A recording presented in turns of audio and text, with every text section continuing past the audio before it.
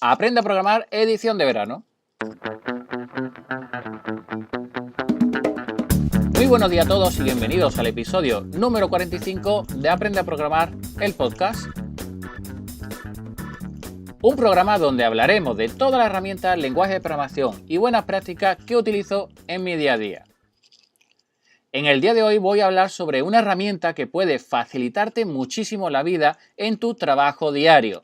Se llama TextExpander y cuando lo descubras te va a encantar muchísimo. Bien, ¿para qué sirve esta herramienta? ¿Para qué sirve TextExpander? Pues si vamos a su página web, a textexpander.com y dentro de ella a características, nos indican que podemos trabajar más rápido y más inteligente gracias a esta aplicación. Y la verdad es que no lo niego porque a base de abreviaturas he conseguido poner en ella toda mi base de conocimiento. ¿Qué significa eso? Pues que a base de pequeñas abreviaturas puedo crear cualquier cosa de las que suelo hacer comúnmente. Así pues, por ello te estarás preguntando, bueno, yo como programador, ¿para qué me va a servir esta aplicación? Pues imagínate, por ejemplo, que aquellas funciones típicas que tiene un programador de soporte, ¿vale? Un desarrollador que da soporte, pues, por ejemplo, es responder correo electrónico al cliente. Muchos de ellos van a ser iguales y suelen ser por los problemas que suelen ocurrir en tu trabajo, etcétera, etcétera. Pues simplemente creas una abreviatura, por ejemplo, punto y coma solución 1, y con ello te va a desplegar, te va a escribir todo lo relacionado con esa solución en concreto, que ya la has pensado con anterioridad, no tienes falta de ortografía porque ya la has revisado y sin prisa, y con toda la información que está esperando ese cliente, ese usuario, esa persona. Otra opción, por ejemplo, podría ser la propia firma de correo, si no la tienes ya colocada en tu gestor de email favorito. Por ejemplo, los datos de la empresa, el número de teléfono, dirección, código CIF, etcétera. O, por ejemplo, el texto de bienvenida a nuevos clientes o el texto del comienzo de ese email que de soporte con buenos días, tarde, noche, bienvenido o le responderemos o hemos recibido su petición, en breve tiempo responderemos. Cualquier texto que sea repetitivo lo podemos crear con abreviaturas y se va a rellenar de manera automática. Por ejemplo, puedo crear una abreviatura que me va a rellenar la zona de los emails para aquellos correos donde yo tengo que responder a una persona y a un conjunto de personas y siempre sean iguales. Pues en vez de tener que estar metiendo una detrás de otra, pues creo esa pequeña porción, esa pequeña abreviatura y ya me pone a esas 5 personas alrededor.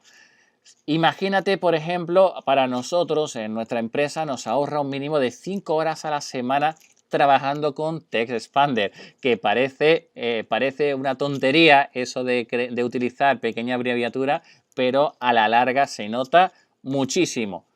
No solamente trabajamos con email, ¿verdad? Sino que también utilizamos otras herramientas, ¿de acuerdo? Luego, si no lo estás viendo aún, pues nos va a servir, por ejemplo, para programar. Imagínate aquel código que utilizas habitualmente y que, bueno, tu entorno de desarrollo o es lento montándote esos códigos a base de plantilla o simplemente no lo tiene. Pues con TextExpander podemos crear esa abreviatura y nos va a escribir esa porción de código o también conocido como snippet. Por ejemplo, utilizamos mucho bucle for, pues simplemente creamos la abreviatura y nos lo va a poner automáticamente. O por ejemplo, hacemos muchas veces una llamada a una función en concreto o a la creación, uso y eliminación de un objeto. O, por ejemplo, si programamos con WordPress y creamos muy a menudo lo que son los custom post style, los CPT, pues también podemos tenerlo en ese lugar.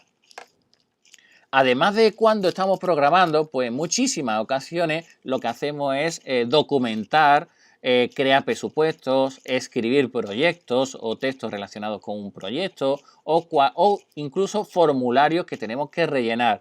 Pues simplemente a base de abreviaturas podemos tener toda la información que vamos a necesitar.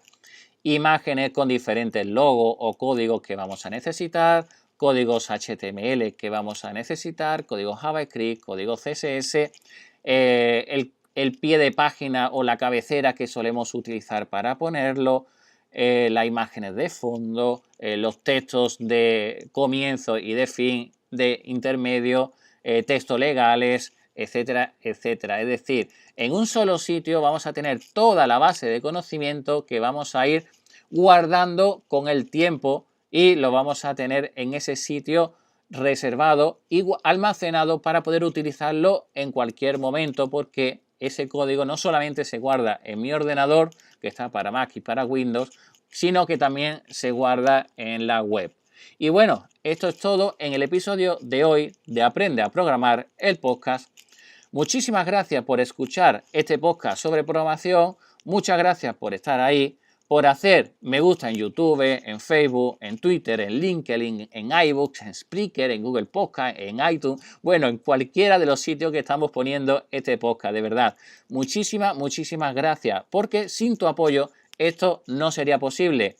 Ahora a disfrutar, a descansar, aunque solo sea este miércoles que es festivo por aquí, y nos escuchamos el jueves con un nuevo episodio donde las bases de datos son las protagonistas. Hasta entonces, muy buenos días. Chao.